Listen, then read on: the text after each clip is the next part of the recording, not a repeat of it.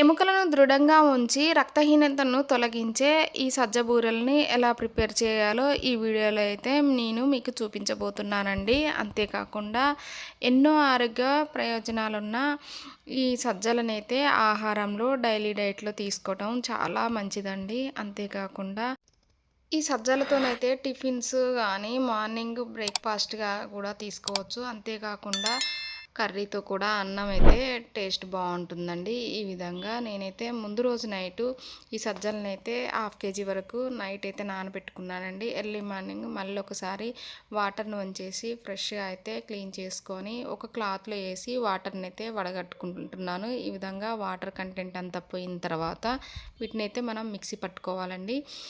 నేను ఈ విధంగా క్లాత్లో అయితే ముడివేసి సజ్జల్లో ఉన్న తడి మొత్తం పోయిన తర్వాత అయితే నేను ఈ విధంగా ఒకసారి చూపిస్తున్నాను చూడండి. చేయితో పట్టుకుంటే చేతికి అంటుకోకుండా ఉన్నట్లయితే మనం మిక్సీ అయితే పట్టుకోవాలండి. నేను ఈ విధంగా అయితే కొంచెం వాటర్ అంతా పోయిన తర్వాత ఇలా మిక్సీలో వేసి పిండినైతే పట్టుకోవాలండి. ఈ విధంగా మొత్తం సజ్జలతోనైతే నేను ఈ విధంగా పిండినైతే పట్టుకున్నానండి. నెక్స్ట్ అయితే ఈ పిండిలోకి బెల్లంను కూడా వేసుకోవాలి కాబట్టి ఇలా నేను బెల్లంని అయితే వాటర్ ప్రిపేర్ చేశానండి. ఈ బెల్లం వాటర్లో అయితే అందులోకి కొంచెం నెయ్యిని కూడా వేసుకున్నాను. అంతేకాకుండా ఫ్లేవర్ కోసమని కొంచెం ఇలాచీని కూడా యాడ్ చేసుకున్నానండి.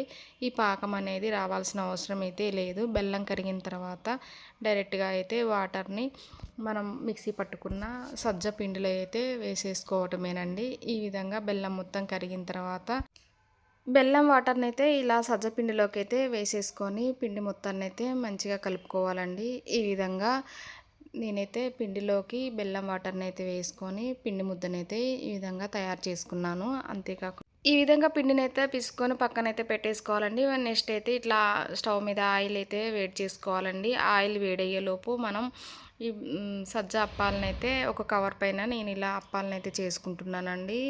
ఇలా అప్పాలన్నిటిని చేసుకున్న తర్వాత నెక్స్ట్ అయితే స్టవ్ మీద ఆయిల్ పెట్టాం కదండి. ఆయిల్ హీట్ అయిన తర్వాత ఇందులోకి అయితే సజ్జ అప్పాలని 1 by 1 అయితే ఈ విధంగా సజ్జ బూరెలను అయితే 2 వైపులా మంచి కలర్ వచ్చేంత వరకు కాల్చుకోవాలండి. ఇలా కాల్చడం వల్ల బూరెలు అయితే మంచిగా పొంగుతూ మంచిగా అయితే ఉంటాయండి. ఈ విధంగా అన్ని సజ్జ బూరెలను అయితే ఈ విధంగా ప్రిపేర్ చేసుకున్నానండి.